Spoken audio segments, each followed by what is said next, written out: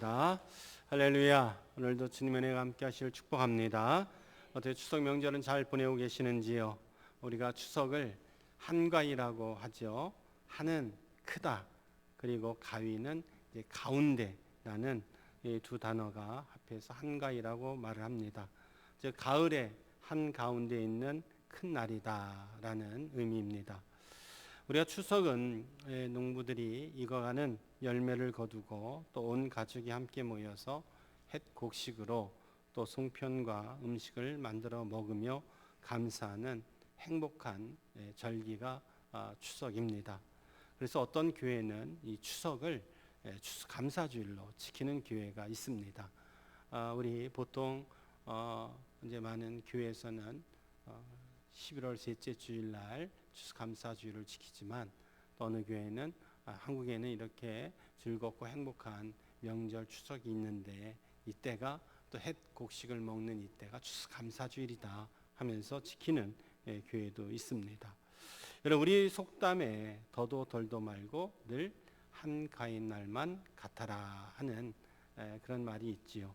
이것은 매일매일이 한가인 날만 같았으면 좋겠다라는 의미입니다.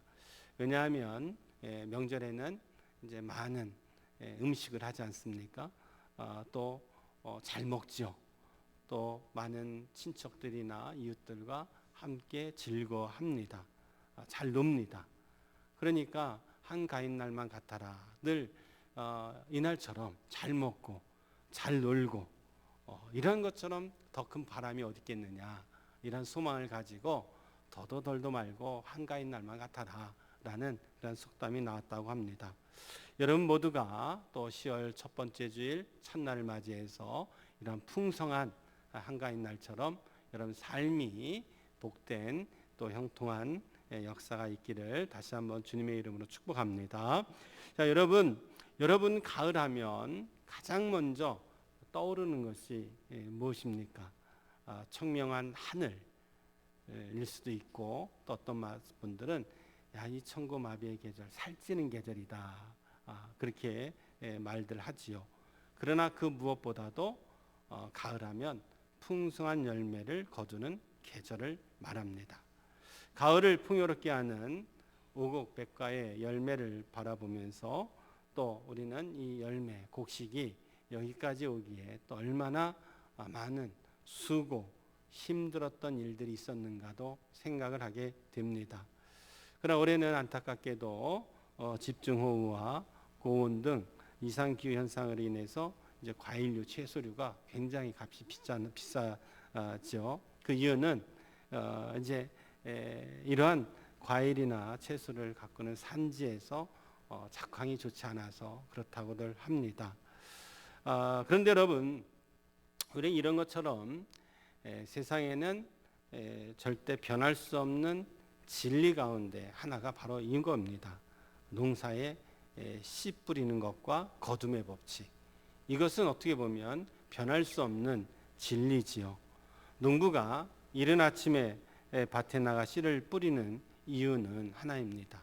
추수 때 결실을 맺기 위함입니다. 아마 결실을 맺는 것에 대하여 바람이나 소망도 없이 씨를 뿌리는 농부는 한 사람도 없을 겁니다. 만약에 되려면 되고 열매가 맺히려면 맺히고 말려면 말면서 그런 마음으로 씨를 뿌리는 분은 한 분도 없죠. 결단 그것은 헛된 일이고 그것은 잘못된 생각일 겁니다. 우리의 삶에도 그런 듯합니다. 삶에도 분명히 목적이 있죠. 또 그 목적을 이룰 때에 위해서 또 많은 사람이 열심히 최선의 노력을 다합니다. 바로 지금 우리의 삶 속에서도 마치 봄에 씨를 뿌리고 가을에 열매를 수확하는 것처럼 우리가 그 열매를 거두는 때의 그 기쁨처럼 우리의 삶에도 거두는 기쁨이 반드시 있어야 합니다. 가을이 되면 열매가 맺히듯이 또 하나님의 나라도 그렇습니다. 하나님의 나라도 열매가 맺혀야 합니다. 가을의 열매가 한순간에 맺혀지는 것이 아닌 것처럼 하나님 나라의 열매도 갑자기 한순간에 맺혀지는 것이 결단코 아닙니다. 많은 과정이 있습니다. 우리가 하나님 나라라고 하는 소망하며 또 특별히 우리가 하나님의 영광을 위하여 살아가는 우리가 정말로 그 좋은 열매를 맺히기 위해서는 과정 그리고 씨 뿌림의 모습이 있습니다. 오늘 말씀은 우리가 잘 알고 있는 씨 뿌림의 비유입니다. 예수님께서 하나님 나라에 대하여 설명하면서 비유로 쉽게 말씀을 하셨습니다. 특별히 이 전 부분인 마가복음 4장 1절 이하에 보면 이제 밭에 대한 중요성을 말해요. 같은 사람이 씨를 뿌립니다. 당시에는 우리처럼 씨 뿌리는 방법이 하나씩 하나씩 뿌리는 것이 아니라 심는 것이 아니라 당시에 이스라엘 사람들은 그냥 흩뿌렸거든요. 그냥 이렇게 씨를 한 움큼 접어서 던지든지 아니면 나귀의 양쪽에 주머니를 매달아서 구멍을 뚫고 나귀가 지나가면서 뿌리는 방법을 많이 썼습니다. 그러다 보니까 바람의 영향을 많이 받지요. 그래서 어떤 거는 좋은 땅에도 심길 때가 있고 또 어떤 땅은 메마른 땅으로 날아가서 심길 때도 있고 또 가시 덤불에 또 심길 때가 있습니다. 그런데 한 사람이 씨를 뿌렸지만 결과는 전혀 다릅니다. 그 이유는 뭘까요? 밭이 다르기 때문에 했습니다. 한 사람이 심어도 결과는 다르다. 밭이 다르기 때문에. 길가밭에 뿌려진 씨앗은 새들이 와서 바로 쪼아먹기 때문에 어떻게 할까요? 자라지도 못한 거예요. 뿌리 내리지도 못하죠. 또 흙이 얕은 돌밭에 뿌렸을 때는 싹이 나긴 나지만 뜨거운 태양볕에 금세 타들어가서 자라지 못하고 이제 그것은 말라버리게 돼요. 가시떨기 밭에도 마찬가지예요. 가시떨기 나무로 인하여 싹이 자라지 못하게 합니다. 그러나 좋은 땅에 심겨진 씨앗은 그것이 좋은 땅이었기 때문에 양분도 많고 또 그 씨앗이 그곳에서 잘 자랄 수 있는 토양이 되어져서 또 성장해서 열매를 30배, 100배의 열매를 맺게 되어집니다. 예수님은 이 비유의 말씀을 통해서 밭이 얼마나 중요한가, 즉 사람의 마음이 얼마나 중요한가, 복음이 들어갈 때 마음밭이 얼마나 중요한가에 대해서 말씀을 했어요. 똑같은 사람이 똑같은 복음을 전했지만 어떤 사람은 그 말씀을 잘 받아들인 사람이 있고 그렇지 못한 사람이 있어서 결과는 엄청난 결과로 나온다. 그렇게 주님께서 비유로 말씀하셨어요. 여러분, 예수님께서 이 땅에 오신 가장 큰 목적이 있죠. 그래서 하나님 나라를 이루기 위한 소망이 있으셨습니다. 그래서 예수님께서 가장 먼저 복음을 전하며 외치신 말씀이 하나님 나라예요. 마가복음 1장 15절에 보면 이렇게 말씀하십니다. 이르시되 때가 찼고 하나님의 나라가 가까이 왔다. 그렇게 말씀을 하셨어요. 그렇다면 왜 예수님께서는 하나님의 나라가 가까이 왔다라고 외치고 계실까요? 그럼 그 목적이 뭘까요? 그것은 하나님 나라의 열매를 맺는 삶을 살기 위함이라는 거예요. 하나님께서 우리를 하나님 나라의 백성으로 택하신 목적은 뭐냐? 하나님 나라의 열매를 맺어서 그 많은 열매를 통해서 하나님의 영광을 받으시기 위함이라는 사실을 잊지 말아야 합니다. 그런데 예수님 당시에는 어떻습니까? 예수님 당시에는 로마 제국에 있었죠. 로마의 압제 아래 살아가고 있었기 때문에 그들은 속히 하나님의 나라가 이 땅에 이루어지기를 소망하고 있었지만 그러나 삶은 그렇지 못했어요. 하나님 나라의 열매를 맺혀야 되는데 열매를 맺히기 위해서는 열매를 맺히는 과정이 필요하잖아요. 씨앗을 심고 이것을 잘 영양분도 주고 돌봐주고 이런 과정이 있어야 하나님 나라의 열매를 맺히는 삶이 되는데 그렇지 못한 거죠. 자, 그렇다면 오늘 우리가 오늘 하나님 나라에 대한 말씀을 하지만 오늘 이 말씀을 통해서 혹 전도 얘기는 아닐까? 그것이 아니라 그것보다 더 중요한 것이 있습니다. 이 시대에 우리가 하나님 나라의 백성으로서 하나님 나라의 열매를 맺히는 삶을 살아가야 하는데 결국 오늘 이 시대가 가치가 무너지고 삶의 혼돈, 많은 것들이 창조 질서가 깨어지고 이러한 혼돈의 시대가 되어진 것은 결국 우리들이 하나님 나라의 삶을 살아가지 못했던 것이 있었지는 않는가. 결국 하나님 나라의 백성들이 하나님 나라의 열매를 맺지 못하는 행동을 하기 때문은 아닌가? 오히려 하나님의 영광을 가리우는 것은 아닌가 하는 것이죠. 그래서 오늘 이 말씀을 우리가 먼저 생각할 때 나는 하나님 나라의 백성임을 대하여 진정 인정하는 것이 중요합니다. 하나님 나라를 바라보면서 나는 신앙생활을 하고 있고 하나님 나라를 바라보면서 이 땅에서 나는 살아가고 있는가? 나는 하나님 나라의 백성임에도 불구하고 내 삶이 온전히 세상의 가치가 우선순위 되어 있는 것은 아닌가? 한번 좀 생각해 봐야 합니다. 하나님의 나라는 예수님께서 오심으로 이미 이루어졌고 지금 이루어져 가고 있고 장차 예수님께서 재림하실 때 반드시 완성이 되어집니다. 여러분, 하나님 나라는 어떤 나라입니까? 바로 하나님이 다스리는 나라지요. 즉 하나님의 통치 아래 임하는 곳입니다. 하나님의 통치가 임하는 곳입니다. 우리가 예수님을 믿음으로 하나님 나라의 백성이 된 성도들이라면 우리 이 땅에 사는 동안에 결국 하나님의 통치를 받으며 살아가는 삶이 되어야 한다라는 겁니다. 그런데 우리가 이 땅에 살면서도 여전히 하나님 나라의 백성임에도 불구하고 하나님의 통치하심의 삶을 따라가는 삶이 아니라면 그것은 우리가 온전히 하나님의 백성임이 아니라는 사실이겠죠. 결국에는 하나님의 백성이 아니기 때문에 하나님 나라의 열매를 맺어가는 삶이 될 수 없다라는 거예요. 그렇다고 우리 다시금 돌아와야 되죠. 하나님 나라의 백성은 어떠한 열매를 맺어야 되고 무엇을 심어야 하느냐 하는 겁니다. 그 과정이 주님께서 말씀하시는 것처럼 오늘 말씀은 마음의 밭보다도 씨 뿌리는 자의 중요성이 있다는 겁니다. 오늘 본문 마가복음 4장 26절 이하에 나와 있는 29절에 있는 말씀은 밭보다는 씨 뿌리는 자가 가지고 있어야 할 모습, 즉 하나님 나라의 백성이 어떻게 하나님 나라의 백성으로서의 씨앗을 심을 수 있겠느냐. 오늘 우리가 이 땅을 살아가면서 하나님 나라의 백성이라면 저도 어떠한 가치를 가지고 씨앗을 심고 어떻게 우리가 그것을 잘 돌보고 결국 어떠한 열매를 거둬야 하는가에 대하여 오늘 말씀을 통해서 생각해 보려고 합니다. 오늘 26절 말씀을 보십시오.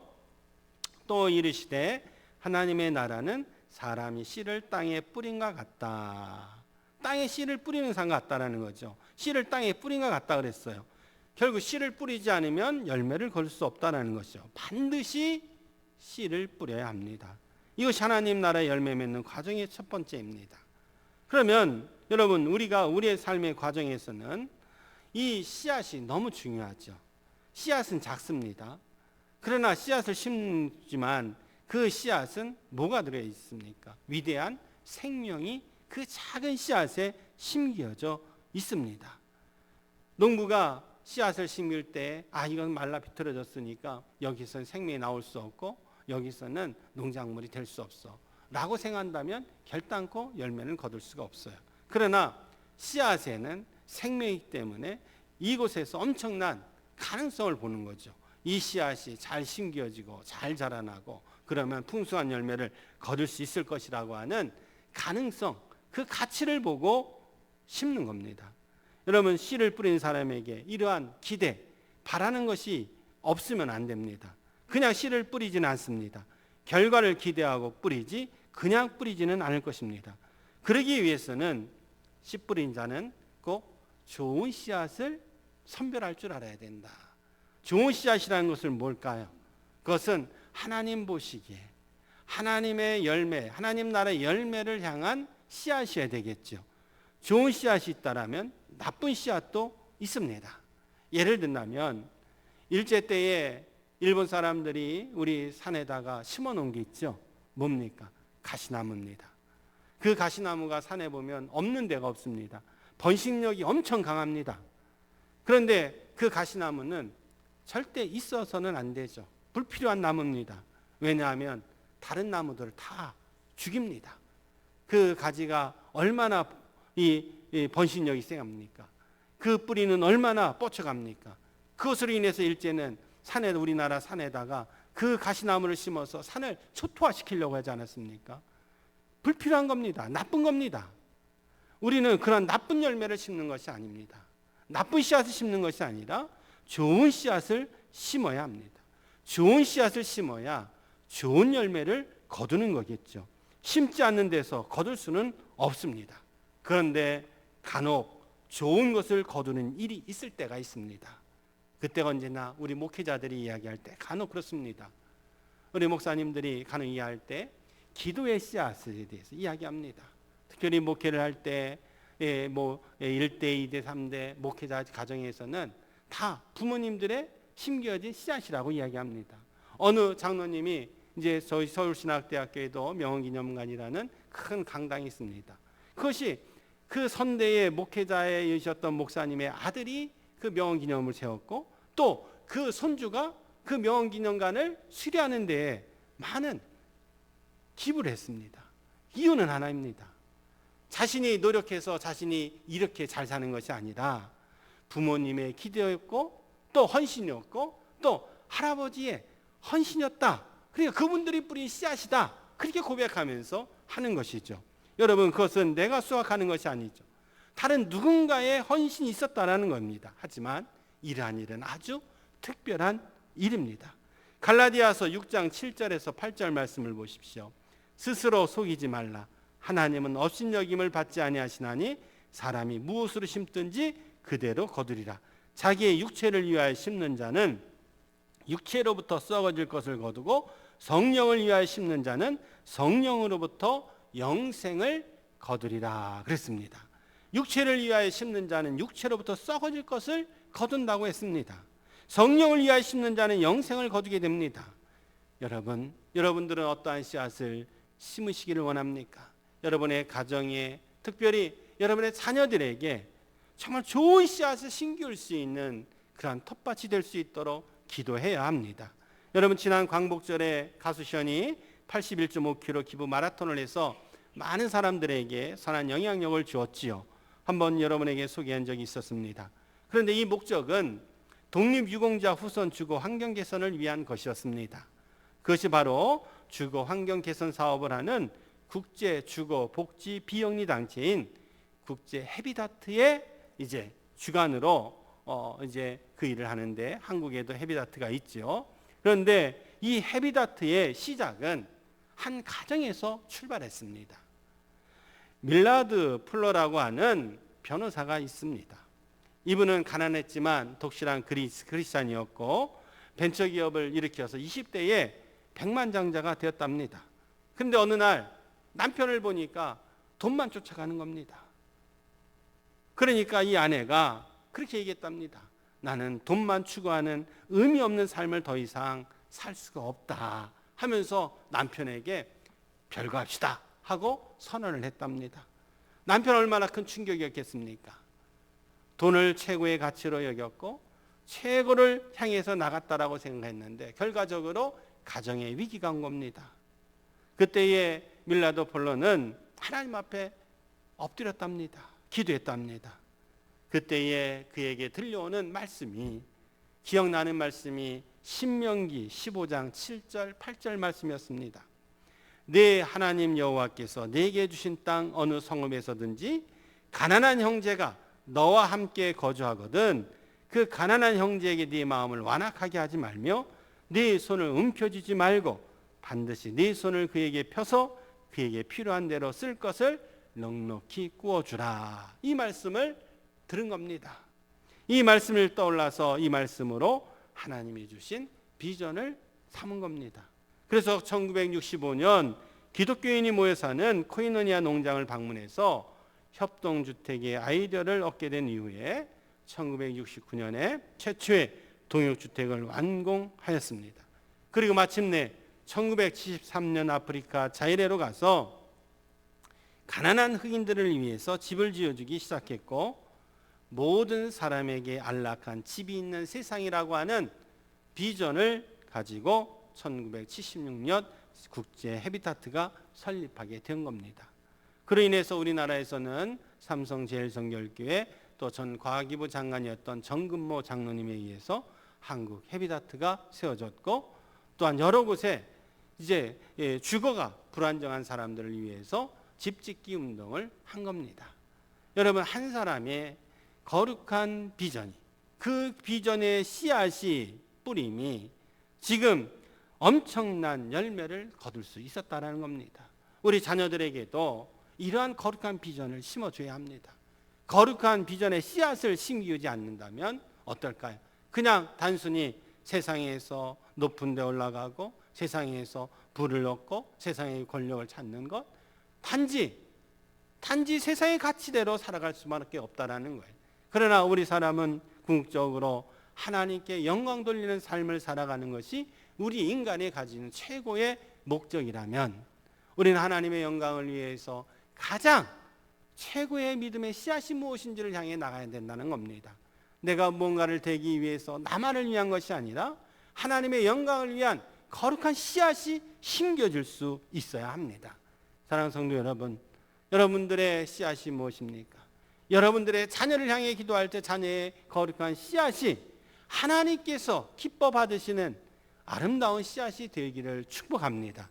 그 씨앗을 심길 수 있어야 되고 그 씨앗을 위해서 부모님은 기도해야 합니다.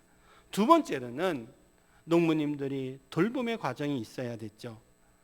여러분 27절 말씀 보십시오. 그가 밤낮 자고 깨고 하는 중에 씨가 나서 자라되 어떻게 그리 되는지를 알지 못한다. 여러분 농부에게 있어서 가장 중요한 덕목은 뭘까요? 성실입니다. 비가 오면 어떻게 됩니까?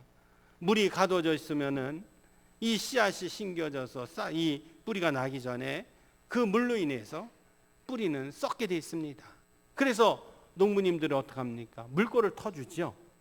또 뜨거운 태양이 있어서 논바닥이 말라버리면 타버리기 때문에 또 물을 대줘야만 합니다. 간혹 우리가 천재지변이 일어날 때 태풍이 올 때 시골의 어른들이 들러 밭으로 나가다가 사고를 당한 뉴스를 가끔 접합니다. 그때 모르는 사람들은 아니 노인들이 집안에 가만히나 있지 왜 나가냐고 하는데 그분들은 그게 아니지요. 물이 갇혀 있으면은 당신의 생명 같은 농작물이 다 쓰러질까 봐 그 물꼬를 트기 위해서 나가다가 그런 큰일을 당하는 것 아니겠습니까? 바람이 불면 넘어질까 지지대를 세워줘야만 합니다. 위험을 무릅쓰고 돌봐야 합니다. 특별히 우리가 먹는 쌀 같은 경우에는 농부의 손길이 88번 간다고 하지 않습니까? 그래서 그 쌀 밑자를 보면은 팔자가 2개가 있지 않습니까? 그만큼 물론 지금이야 과학화돼서 손이 많이 가는 것이 줄었지만 그래도 손이 많이 갑니다. 농부님들이 이런 성실함이 없으면 결단코 풍요로운 열매를 거둘 수 없습니다. 그런데 여러분, 농부님들이 이렇게 최선을 다했다고 해서 풍성한 열매를 거둘 수 있나요? 그렇지 못합니다. 태풍이 한번 불면 힘들게 쌓아놨던 여러분 과수 같은 건 어떻습니까? 죽음 열매 있는 과수에다 바깥에다가 포장을 하죠. 배 같은 경우에도 종이를 댔습니다. 피해되지 않도록 손이 많이 갑니다. 그런데 어떻습니까? 태풍이 한번 불면 다 낙하가 됩니다. 떨어져 버리고 맙니다. 가치 없는 과일이 되고 말죠. 아무리 농부님들이 성실하게 일을 했다고 해서 풍성 열매를 맺는 것이 아니라 때에 따라 비가 내리고 이른 비도 내리고 늦은 비도 내리고 뜨거운 태양도 내려야 되는 자연에 하나님이 도와주시지 않으면 안 된다라는 겁니다. 그렇습니다. 우리가 씨를 뿌리면 우리의 할 일도 있지요. 그러나 더 중요한 게 있습니다. 하나님의 돌보심이 중요한 겁니다. 즉 하나님 앞에 맡기는 것이 중요하다라는 겁니다. 전도서에 보면 이런 말씀이 있습니다. 전도서 9장 12절에 보면 전도자인 전도 솔로몬이 이렇게 얘기합니다. 분명히 사람은 자기의 시기도 알지 못한다고 그랬습니다. 자기의 시기라고 하는 것은 우리가 살아가면서 만나는 뜻하지 않는 재앙이나 어려움을 말하는 겁니다. 우리가 뜻하지 않는 일들 우리는 알 수 없어요. 어느 날 갑자기 아픕니다. 어느 날 갑자기 내가 실패할 때도 있고요. 어느 날 갑자기 넘어질 때도 있습니다. 그 시기를 알고 넘어집니까? 이 자리에서 나는 넘어질 거야 하고서 넘어지는 분이 있으며 내일은 내가 아파 수술할 거야 그 생각하고서 살아가는 분이 있습니까? 아무도 없습니다. 마치 물고기들이 재난의 그물에 걸리고 새들이 올매에 걸린 같이 인생의 재앙의 날이 그들에게 호련히 임하면 거기에 걸린다고 했습니다. 이것이 우리의 삶입니다. 예를 들면 우리의 조금 전에 말씀드렸던 많은 풍랑 예측할 수가 없습니다. 갑작스럽습니다. 오늘 이 순간 갑작스럽게 어찌될지 모르는 것이 우리의 삶이며 내일이 아닌 현재 한 치 앞의 일도 볼 수 없는 우리 불안한 삶의 모습이 아니겠습니까? 그러나 구약 성경에 나오는 야곱을 한번 보십시오. 야곱은 아주 약한 작은 사람이었습니다. 하나님의 복을 받기 위해서 참으로 갖은 잔머리를 많이 썼던 사람입니다. 그러나 그의 노력에도 불구하고 그는 도망자가 되고 말합니다. 결국 돌베개를 베고 잠자는 신세가 되었고요. 또 삼촌 라반의 집에 가서도 고통스러운 시간이 있었지요. 그러나 하나님은 야곱을 끝까지 지켜주셨고 보호해주셨습니다. 야곱이 세겜에서 머물고 있을 때 야곱의 자녀들로 인하여 가족 모두가 잘못하면은 멸망하게 될 수 있는 큰 위기에 처하기도 되었습니다. 이때에 야곱은 젊었을 때 하나님께서 서원했던 베델로 돌아가기로 결정하면서 그가 이방 신상을 버리고 자신을 정결케 하고 의복을 바꿉니다. 이 당시에 야곱은 매우 큰 위기가 있었는데도 불구하고 하나님께서 야곱을 지켜주셨고 보호해 주셨습니다. 야곱 마치 자신의 삶을 뒤돌아볼 때 험난한 험악한 삶을 살았다라고 고백을 하지만 이 험악한 삶 속에서 그의 삶을 지켜주신 분이 하나님이셨습니다. 하나님이 보호해 주셨고 하나님이 돌봐주셨습니다. 농부가 최선을 다했지만 하나님이 보호해 주시고 도와주시지 않으면 모든 것이 헛된 수고일 수밖에 없습니다. 솔로몬은 시편 127편에서 이렇게 고백합니다. 여호와께서 집을 세우지 아니하시면 세우는 자의 수고가 헛되고 여호와께서 성을 지키지 아니하시면 파수꾼의 깨어있음이 헛되다라고 말하고 있습니다. 여러분, 그렇습니다. 아무리 사람이 노력한다 해도 안 되는 것들이 우리의 삶 속에는 얼마나 많이 있는지 모릅니다. 그러기 위해서 우리는 하나님께서 도와주셔야 합니다. 하나님께서 지켜주셔야 합니다. 하나님께서 내 편이 되어주셔야 합니다. 그러기 위해서는 우리는 하나님 앞에 겸손해야 합니다. 하나님 앞에 겸손하게 내려놓아야 합니다. 여러분, 농부님들과 어부님들을 보십시오. 간혹 물고기를 잡다가 물고기를 잡지 못하는 어부들의 고백이 있습니다. 그들이 하나님을 알든 모르던 그들이 고백하는 것이 있지요. 그게 무엇입니까? 주는 대로 거두지요. 이만큼 잡으면 이만큼 잡을 때가 있지요. 농부님들도 그렇게 얘기합니다. 이게 내 마음대로 되나요? 주는 대로 주팠지요. 겸손함이 있어야 되는 겁니다. 겸손하다는 것은 자신이 어떠한 존재인지, 자신이 누구인지를 아는 겁니다. 마치 이사야 선자처럼 나는 부정한 사람입니다. 사도 바울처럼 나는 작은 자요 죄인입니다. 다윗처럼 하나님의 도우심이 없었다면 나는 아무것도 할 수 없다라고 고백하는 것과 마찬가지입니다. 여러분, 내가 누구인가? 내가 모든 것을 할 수 없습니다. 내가 모든 것을 이룰 수 있는 능력이 아니라 하나님의 도우심이 아니면 살아갈 수 없고 하나님의 은혜가 아니면 살아갈 수 없는 존재임을 우리가 고백하는 것이 겸손이라는 겁니다. 그 겸손은 부르심에 또한 순종의 행동으로 나와야 합니다. 자신을 낮추고 주님의 부름 앞에 겸손히 제가 여기 있습니다라고 나가는 겁니다. 하나님은 부족하더라도 겸손한 사람들을 통해서 일하십니다. 우리가 겸손한 삶을 살아갈 때 하나님은 우리의 삶으로 돌아오는 하나님은 우리의 삶 가운데 오시는 겁니다. 하나님께서 우리의 삶 가운데 오실 때 내 삶이 바뀌어지고 변화되어지고 하나님의 영광을 위한 열매를 맺혀가는 겁니다. 여러분, 이사야, 다윗, 베드로, 사도 바울 모두가 하나님께 부르실 때에 자신의 부족함을 인식했음에도 불구하고 그들은 하나님께서 부르시니까 뭐라고 고백합니까? 주님, 내가 여기 있습니다. 제가 여기 있습니다. 겸손히 주님의 부르심 앞에 순종하는 겁니다. 여러분, 기억하십시오.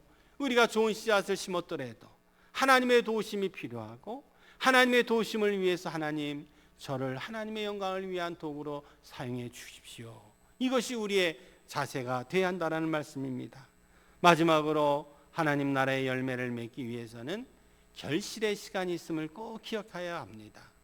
29절 말씀 보십시오. 열매가 익으면 곧 낫을 대나니 이는 추수때가 이르렀다.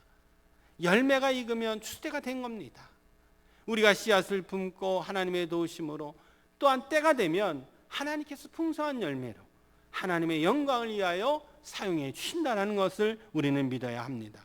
마가복음 4장 8절에 보면 무성하여 결실하였으니 30배나 60배나 100배나 되었다라고 말씀하고 있지요. 보통 밀 2대를 심으면 67대를 수확한다고 해요. 귀리 3대를 심으면 79대를 거둔다고 합니다. 7.5대의 옥수수를 심으면 120대의 옥수수를 수확한다고 합니다. 감자 한쪽을 심으면 60개의 감자를 얻는다고 합니다. 여러분, 벼 같은 경우에도 한 알의 벼가 이제 우리가 이제 모를 내지만은 그 한 알에 심으면은 140알의 열매를 거둔다고 해요. 풍성한 열매를 거두는 겁니다. 믿음도 그렇습니다. 우리가 하나님의 영광을 위하여 작은 것 같지만 우리의 그 씨앗이 놀라운 열매로 하나님의 영광을 위한 열매를 만든다는 사실을 여러분 기억하십시오. 창세기 26장 12절 13절에 보면 이삭이 그 땅에서 농사하여 그 해에나 100배나 얻었고 여호와께서 복을 주심으로 그 사람이 창대하고 왕성하여 마침내 거부가 되었다라고 말씀하고 있습니다. 이것은 우리의 삶뿐만이 아니라 믿음의 열매도 이처럼 풍성하게 거둔다는 것입니다. 이것이 하나님 나라, 하나님 통치하심의 결과이고 하나님의 영광을 위하여 살아가는 삶이라는 것입니다. 여러분, 하나의 예화를 통해서 마치고 말씀을 정리합니다. 남미에 보면 에콰도르라고 하는 나라를 아실 겁니다. 그곳에 아우카 부족이라고 하는 부족이 있습니다. 물론 얼마 전에도 뉴스를 보니까 여전히 이 아마존에도 아직도 발견하지 못한 부족이 있는데 비행기가 이렇게 지나가니까 비행기를 향해서 창을 던지는, 근데 아직도 문명이 들어오지 않는 지금도 이런 부족이 있어요. 그런데 이 아우카 부족도 마찬가지였습니다. 70년대만 해도 70년 전만 해도 여기에는 문명이 들어가지 못했습니다.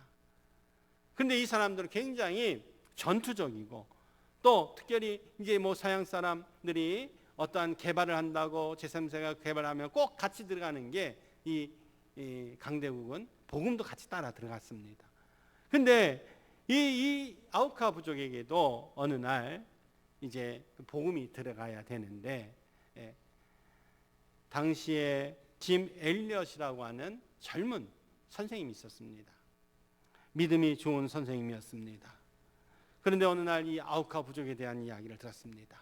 서양 사람들 오면 지체 없이 해친다는 이야기를 들었습니다. 그러다가 이분이 이제 몇 분과 함께 이 아우카 부족의 복음을 들고 들어갔습니다.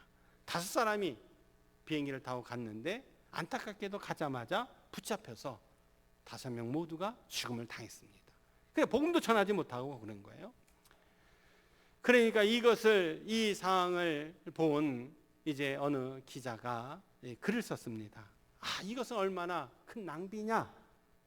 이 엘리엇 이 선교사가 이제 모든 걸 내놓고 선교사가 되어서 그걸 들어가자마자 죽음을 당한 게 이 사람 29살 때였습니다. 그 당시에 이제 사랑하는 이제 애인이 있었고 사랑하는 이 애인이었던 이제 결혼하자마자 혼자 먼저 들어가 죽은 겁니다. 그런데 당시에 신혼이었던 이 엘리엇 선교사의 아내였던 엘리자베스라고 하는 여인이 혼자 남아서 낙심한 것이 아닙니다. 그 비판했던 기자에게 그렇게 얘기했습니다. 아니 이게 낭비라니요? 그렇지 않습니다. 나의 남편의 죽음은 낭비가 아니라 온 생애를 위해서, 이것을 위해서 준비한 사람입니다. 이해가 안 되죠? 죽음을 위해서 준비했다라는 거예요. 이 시간을 위해서 그는 살아왔던 사람입니다. 낭비하지 않았습니다. 그리고 엘리자베스 엘리엇이 남편 대신에 1년여 동안 선교사 준비를 합니다. 그 준비가 간호사가 되어서 바로 아우카 부족에 들어가서 그들을 섬기는 거였습니다. 그런데 놀라운 것은 이 엘리자베스가 이 아우카 부족에 들어갔는데 아우카 부족은 여성들은 해치지 않았다는 거예요. 왜냐하면 여성을 해친다는 것은 치욕스러운 거예요. 약한 사람을 해친 것에 대해서. 그래서 이 부족은 그러지 않았어요.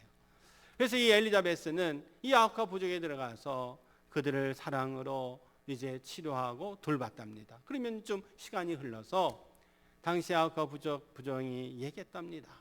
당신은 왜 여기에 왔냐고, 당신 누구냐고. 그때에 이 엘리자베스가 그렇게 얘기했답니다. 나는 5년 전 당신들이 죽인 그 5명 중에 남편이 한 명 있었습니다. 그러면서 그 이야기를 했답니다. 내가 여기 온 것은 바로 당신들을 사랑해서 주님의 복음을 가지고 여러분을 찾아온 겁니다.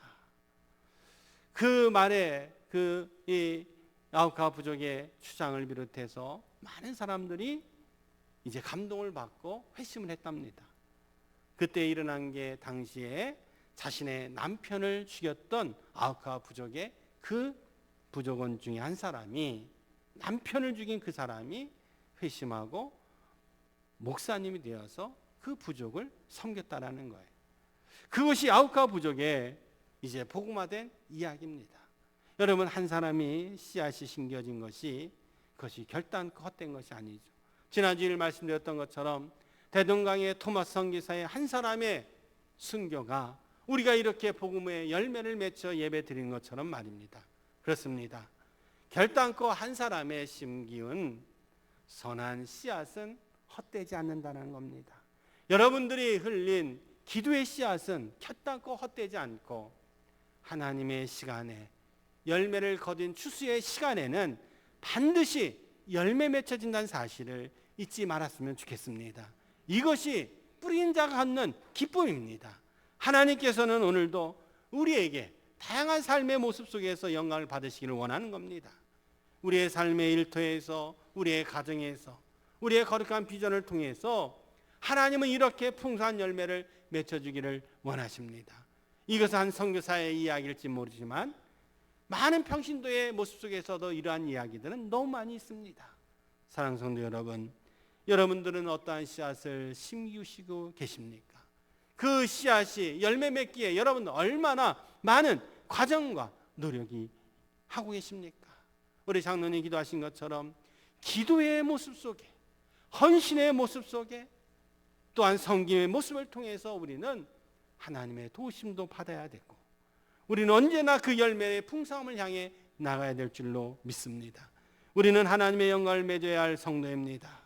우리 모두 하나님의 말씀대로 살아감으로 하나님의 통치가 확장이 되어가고 고난과 시련과 고통 중에도 우리의 믿음이 자라나고 선한 일에 힘쓰며 하나님 나라의 열매를 맺는 삶이 되어질 수 있기를 축복합니다.